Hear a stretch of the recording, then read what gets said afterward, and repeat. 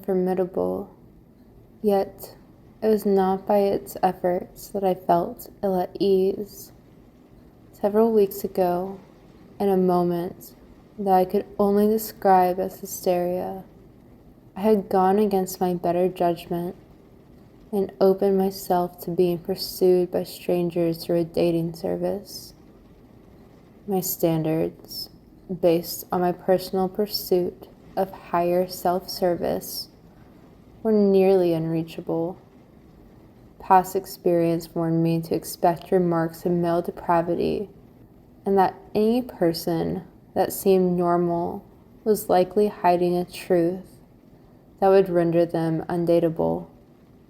No person, at least in my opinion, that was incapable of finding someone in real life could be considered a proper suitor.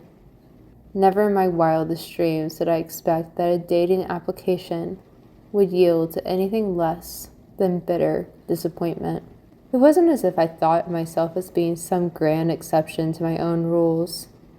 On my profile, I chose questions for me to answer that would rule out most men, going so far as to state that my ideal man would be one that could sit in silence with me. Together, we would sip our respective alcoholic beverages as we watched the rain and listened to ambient instrumental music.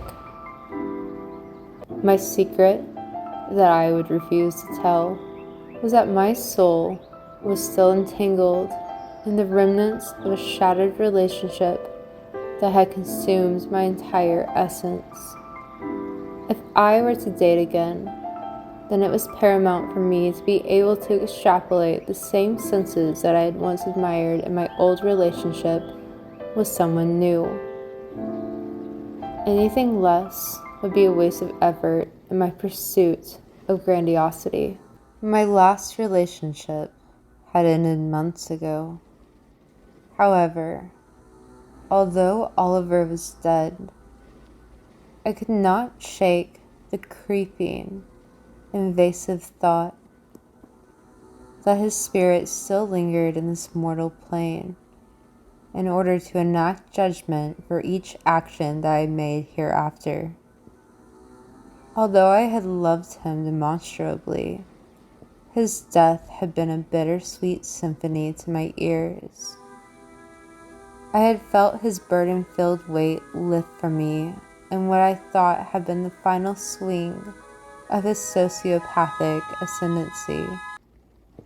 The relief that I had felt, however, lasted only for a moment. The darkness of his influence was insatiable, even in death.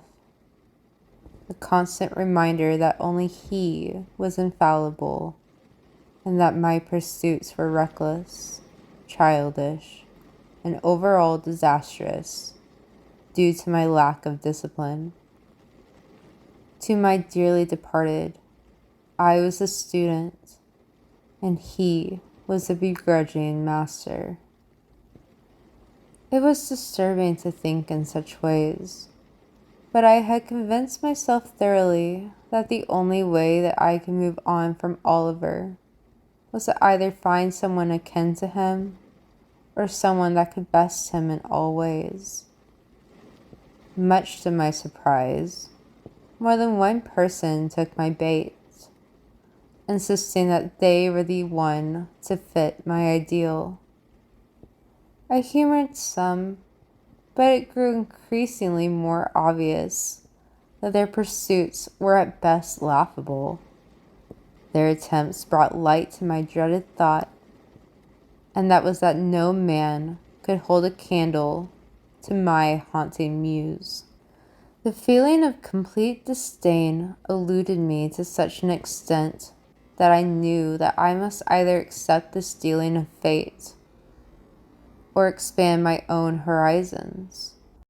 Blazing conviction inspired me to tempt the fates in a larger city and an implausible hope that somewhere, an hour away, a proper suitor to fit my needs would be waiting in the concrete jungle. No sooner had I decided to expand my search did a man named Ezra crossed my path.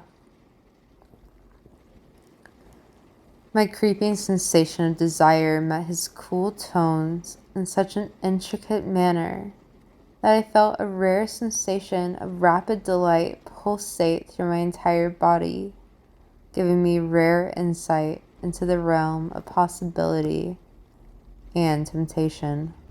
Ezra was new to the area, and he too had doubted that he would be able to find a single soul that he would be willing to meet, nor especially one that would be capable of matching his own.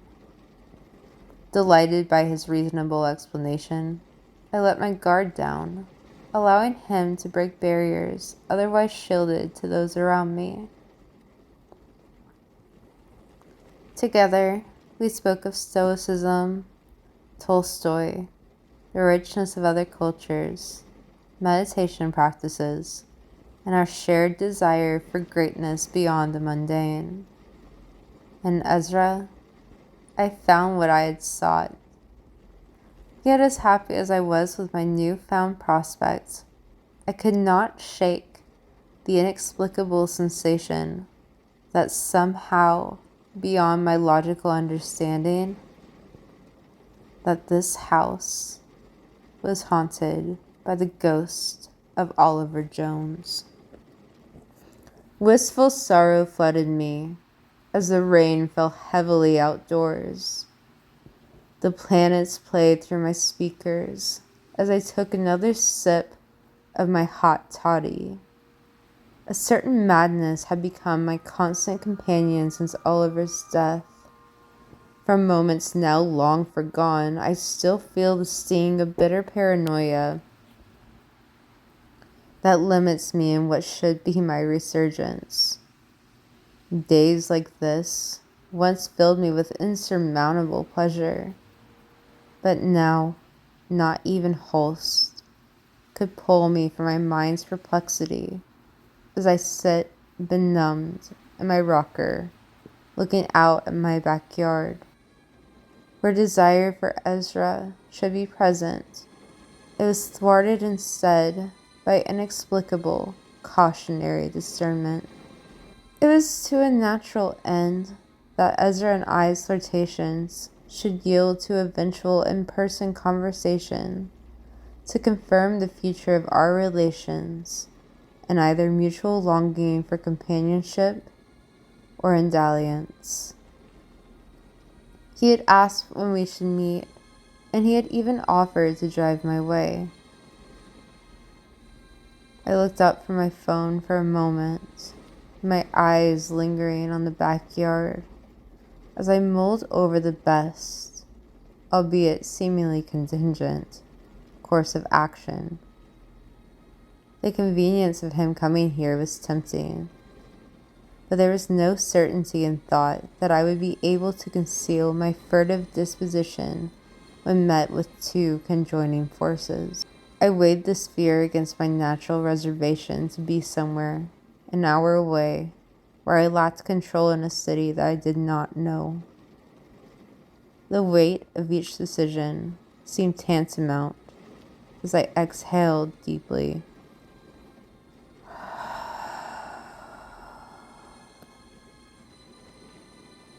My toddy was no longer hot. Ezra's message was still left without response.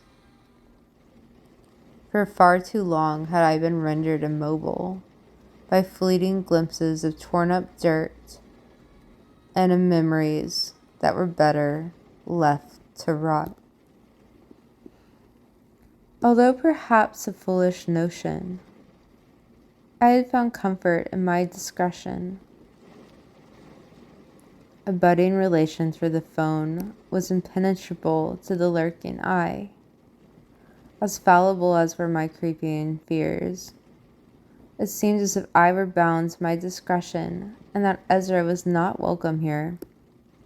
Common reason would suggest that I was immune to my fear, that there was no one lurking near.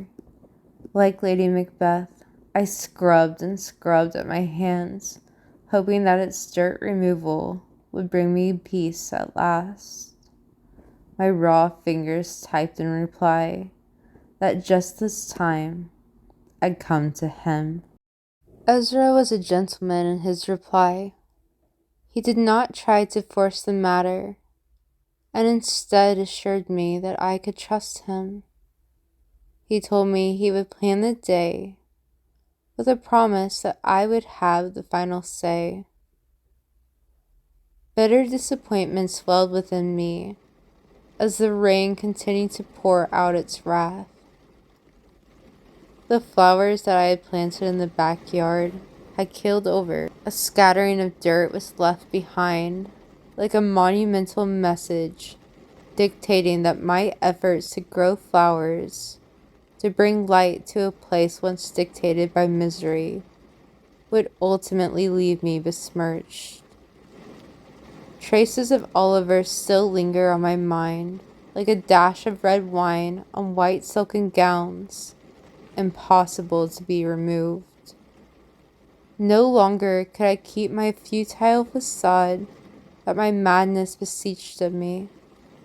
I was meant to leave in 2 hours' time for my date with Ezra, yet my conjecture that someone was in the house was to such an extent that my body convulsed under the compulsion and recovered the ground all over again. By the time that I was done with the deed, there was scarcely any time left to become clean once again. The act had been for naught, and I felt embarrassed in my confusion. Evidence confirmed that the dead could not rise up from their coffins, yet my thoughts persisted ever so that my fears were real and not just an illusion. I searched my closet for anything else that I could wear as time slipped from me in its fury. My wardrobe, an ode to corporate attire, seemed inappropriate with scarcely a flirtatious frock. A quick glance in the mirror revealed to me yet another sickly thought, that each dress was now an accursed item, embedded with trace memories of Oliver's lecherous gaze. Time was dwindling, as I reluctantly dressed in my corporate attire, with a sense of foreboding that I would be seen as tactfully off-putting for my chosen sense of attire. No time remained. It was either this ensemble or cancel. Wanton desire to rid myself of my affliction and to seek normalcy once again urged me to continue my decided course of action. Rain was pouring brutishly, and it offered no sense of reprieve to my blistering thoughts. An hour in this weather was enough to sour any person's mood, and for my ever-looming sense of dread, each boom of thunder ricocheted my clouded thoughts.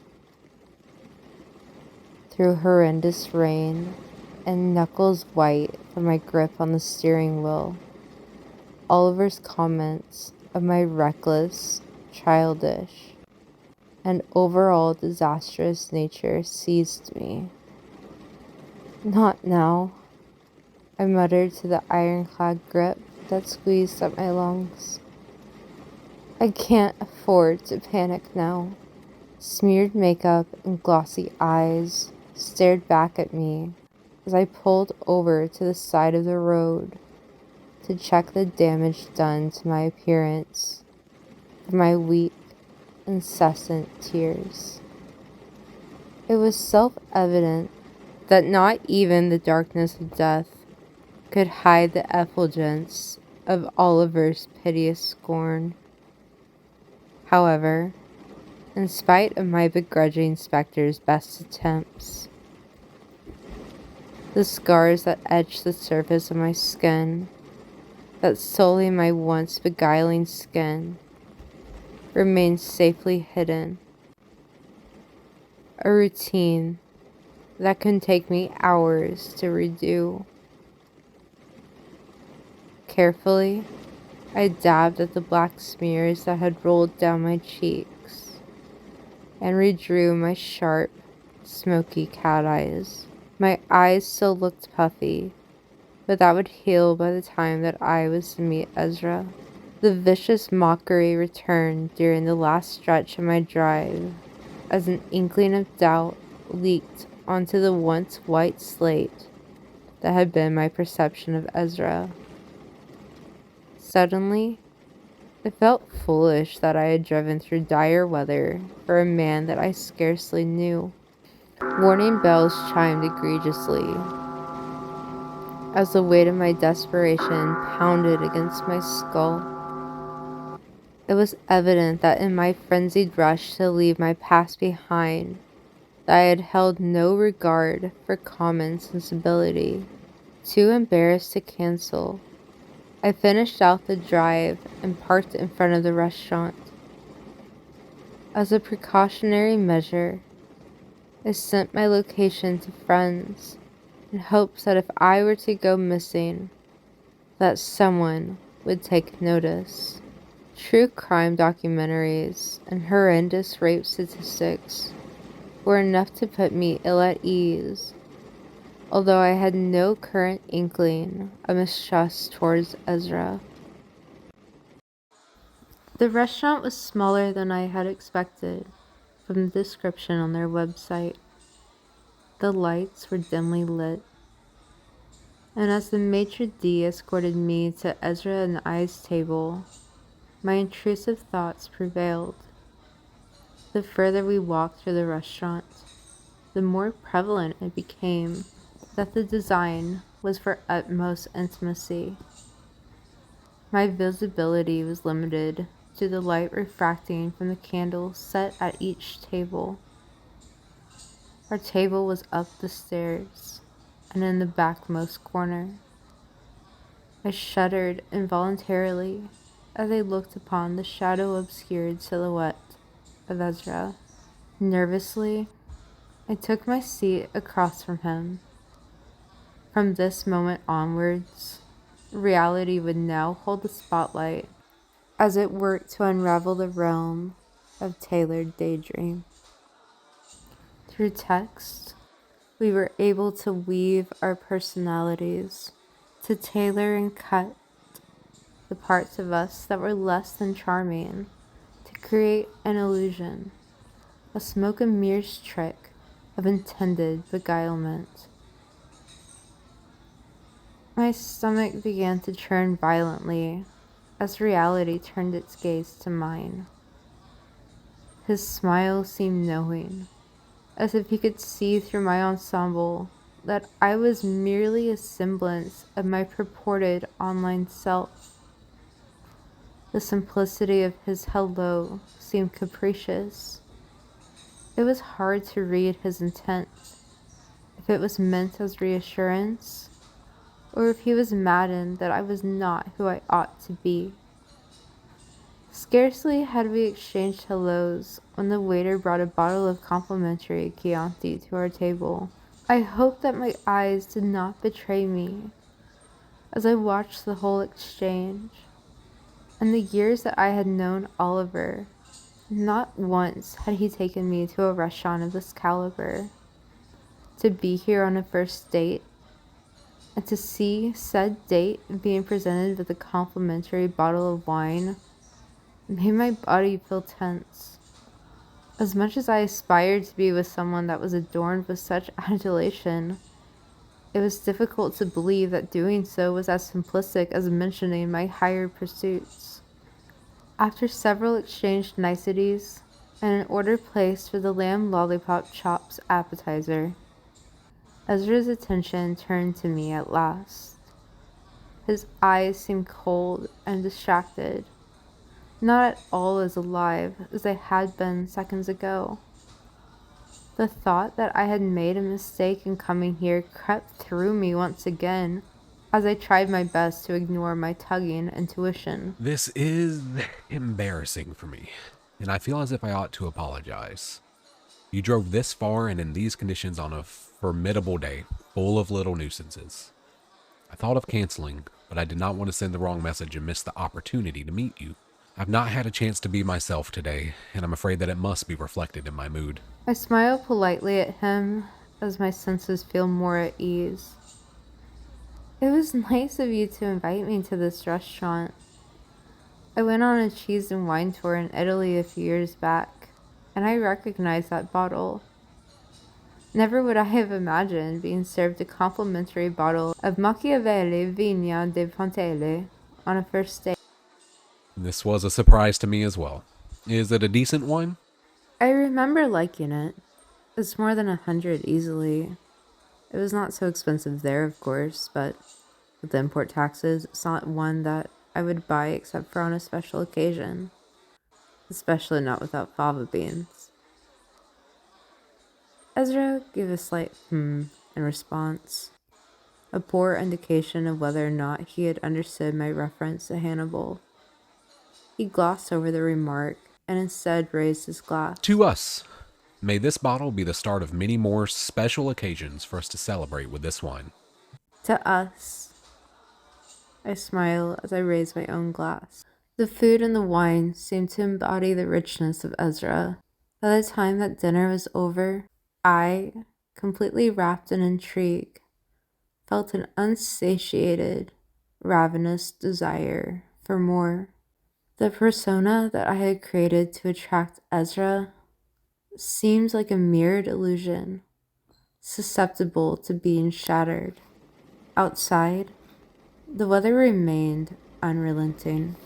I don't want you to feel uncomfortable by my asking, but are you certain about driving home in this weather? The roads will be more hazardous than earlier, and I doubt that the highways offer much for visibility. I would suggest going elsewhere for drinks, but as I mentioned earlier, today has been filled with nuisances, and the most pressing of which require me to be at home. If you're comfortable, then I'd feel more at ease if you were to come over, at least until the weather clears. The offer was affable, yet I could not help but to feel an instantaneous, ineffable sense of enmity rise within me. As I stood in the freezing cold, pondering his request, his feelings of thoughtful solicitude began to turn sour as I silently determined the ostensible nature of the request. I felt as if I was eternally bound to the spirit of a dead man, and that Ezra was a potential usurper to Oliver's throne. It was to that extent, where I stood aghast at these thoughts held within, that I pushed aside my reticence and ignored my delirious thoughts, forged out of supposed timorousness. My drive to Ezra's was an odious evocation of begrudged desperation for a sense of normalcy. Many failed, helpless attempts to extract a sense of longing from within myself preoccupied my thoughts as I followed the barely visible taillights of his Audi. The expectation that something would be coming of this evening stirred within me a rectilinear thought that the version of me in this car was at a parallel with the version of me that once followed Oliver home. The two worlds seemed separate, yet unison, and although the object of my perverted longing was close at hand, I could not escape the damning thought that I would be subjected to the same haunting nightmare that I felt at home. That no matter where I went, or who I was with, or what I accomplished, I would always remain in the shadow of an ever-lurking, ever-judging dead man that my memory refused to let die. It was clear now that it was not I who had attended his wake, but rather it was he who actively attended mine. For there was no part of me that could move on or continue to live so long as his memory remained stored so visibly within my soul. No actions done on my behalf could be done without me consulting with his desires. Once at Ezra's, he escorted me inside of his home and showed me where I could put my coat. He offered me a selection of wine as I settled onto his couch. I'll be back soon. I promise. But it didn't matter. Happenstance dictated that I should be grateful for his continued hospitality, and that I should be delighted to be with someone that my innermost being had so desired. Yet, I felt myself longing for the rain to end as I formulated excuses to rush home. Simultaneously, no part of me desired to go back. Although being here offered no relief to my thoughts, there was at least a certain comfort that the ghost of Oliver would be unable to physically reach me here. If it were not for the impending work week and the need to go back home, then I would find a way to stay here. How many times as of late had my sense of trepidation cast shadows in the corner of my home, where normalcy was shattered by a supposed lurking apparition. Ezra had been mute about what exactly the nuisances were that were pressing for him to attend to, and I had no idea if I were to be alone for a minute or for several.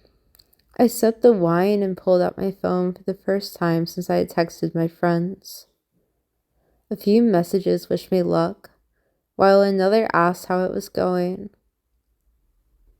I responded back to the latter, letting him know that I was back at his house and how things were going better than I could have imagined in my wildest dreams.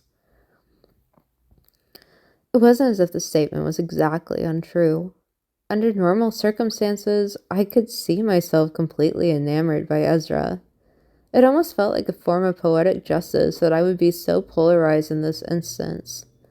My past follies all but knocked upon my door to deliver my sentence of karmic misery. As if on cue, I heard the sound of something being knocked around, and an anguished noise from a man coming from another part of the house. "Are you all right?" I call out, worried of what response I might receive. The creeping sense of uneasiness overtook me once again as I sat uncertain of what to do next. It was uncharacteristic of me to stay paralyzed in moments such as this, but my intuition was guiding me to stay still. It seemed implausible that the sound I heard could be related to the phantasmal illusions that had rooted me in fear. All thoughts and sensations that I had had were simply mind tricks, and I knew that to be so. As scary as it was to experience such vivid mental tricks, it was merely just the result of a chemical reaction of insecurity compounded by my irrational anxieties. Yet, my brain made the connection all the same. My twisted thoughts spread through me like wildfire as the sounds became louder still. Confident that my uncertainty was a lackluster manifestation of guilt, I decided at last to cast aside any disillusioned suspicion of correlation. If anything deleterious was happening, if Ezra was gravely hurt, then any delay on my behalf had the potential to be life or death, depending on the gravitas. Fearful memory of past indignant behavior from Oliver had stirred my muscle memory, increasing my own bellicose nature. I quickly found a butcher's knife and punched in the 3-digit emergency code into my phone, hoping that I would find no need to use either. Slowly, I followed the bellowing noises from the back of the house. It sounded as if something was being thrown around inside of the room to the far right. I could hear the guttural noises of a man fighting. As crashes of something heavy echoed down the hall. As I approached the bedroom, I heard a deep, forceful yell, followed by muffled silence. I looked for evidence of a ravenous animal, but instead of paw prints, what I saw were shoe prints. My heart was beating heavily now. Had I not seen Ezra take off his shoes when we first entered his house? Ezra! I called out as I slowly inched away from the door. Are you okay? Once again, only silence greeted me as I called out. Unsure of what awaited me on the other side of the door, I wondered what had compelled me to draw attention to myself at all. The Schrodinger's cat paradox had been set. To walk away now would leave Ezra both alive and dead. To stay could put my own life at risk, or leave me to deal with the deceased body of a man that I scarcely knew.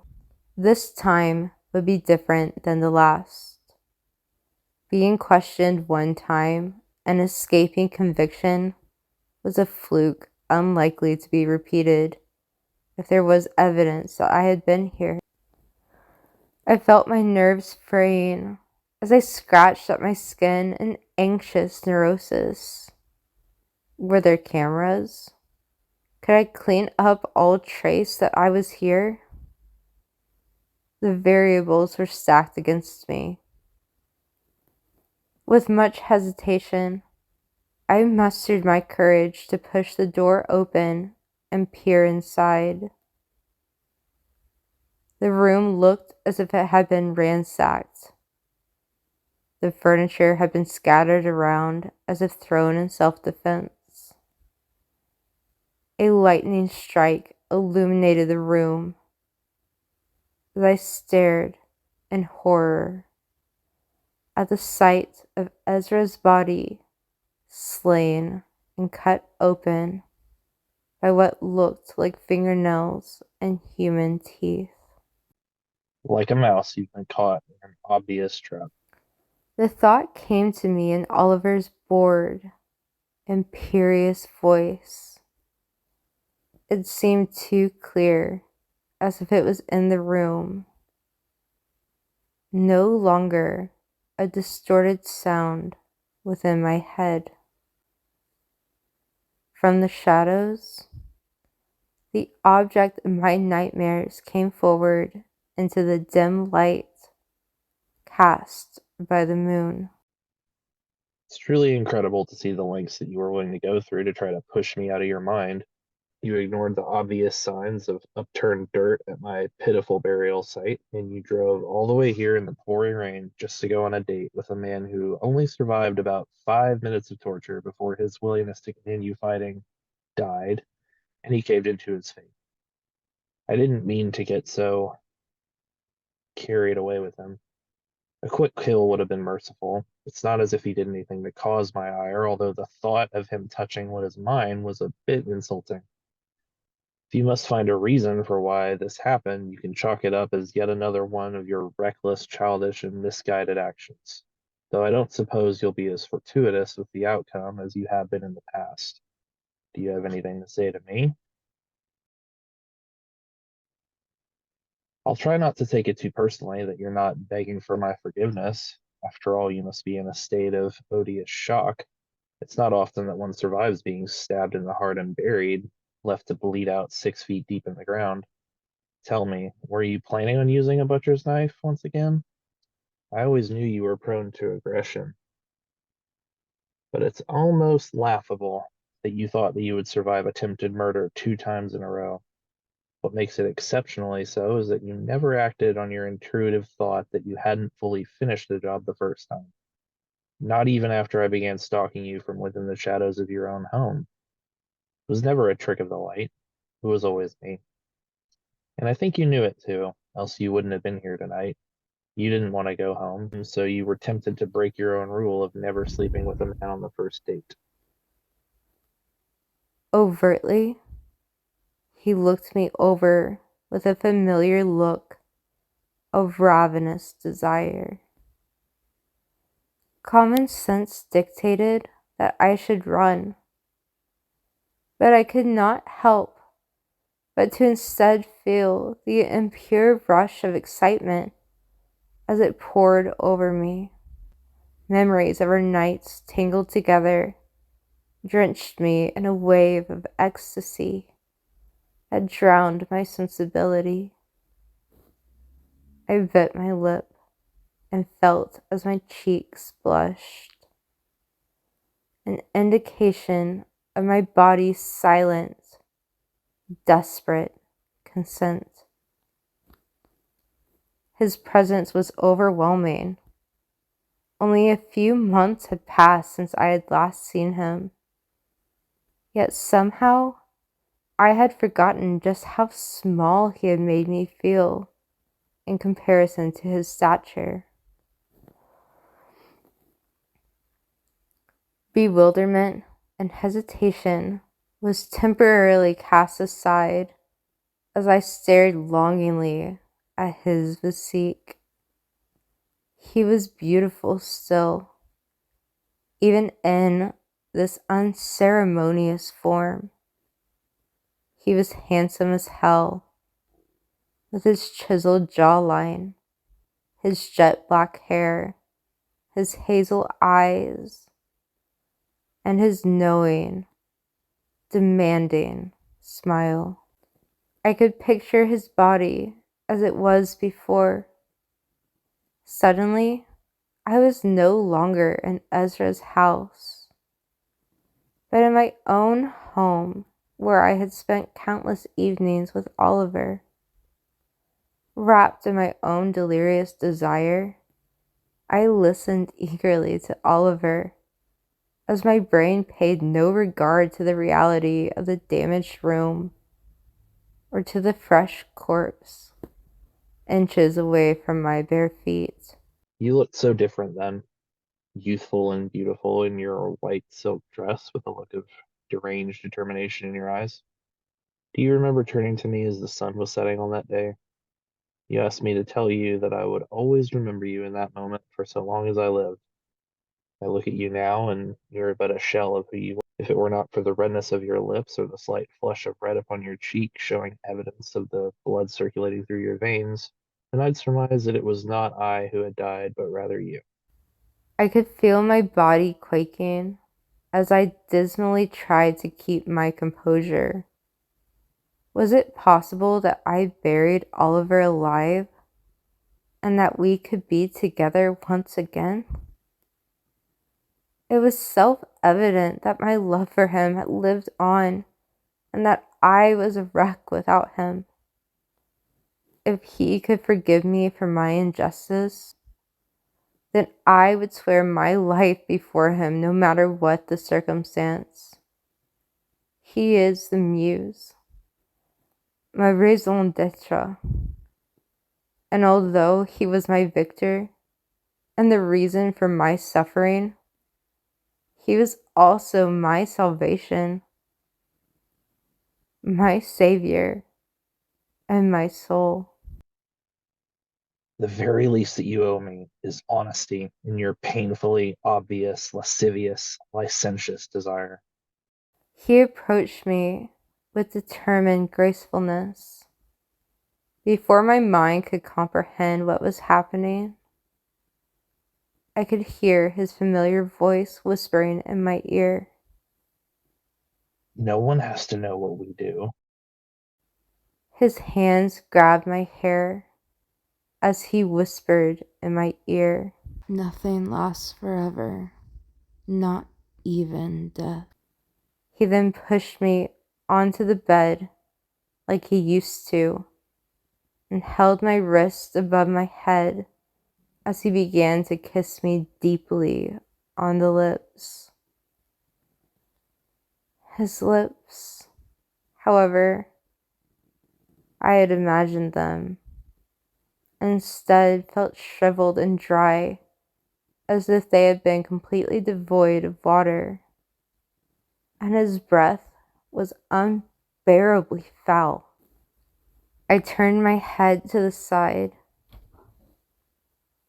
but he turned it back with relative ease. His tongue forced itself into my mouth, and I felt as if I was going to be sick as he lifted my blouse and began roughly squeezing at my breasts with a pressure that felt more like bones touching me than skin. A shockwave of pain ripped through me as he moved his lips from my mouth to my bosom. I could faintly make out through his mouthful of flesh him saying, "She's getting good now." my body convulsed with agony as bit by bit he tore at my flesh like a ravenous boar. Oliver paid me no attention as I turned my head with great effort to the side. Wide-eyed and insurmountable pain, I stared at my fate in the form of Ezra, beaten and bloodied, with some bits of flesh removed, as a blade ripped open my abdomen. I could feel Oliver's fingers as they pushed themselves inside of me, with no regard to how uncomfortable I felt. His lips and tongue soon followed suit as he hungrily explored my insides. The last thing I heard was the disgusting squelch of my intestines as he consumed me one last time.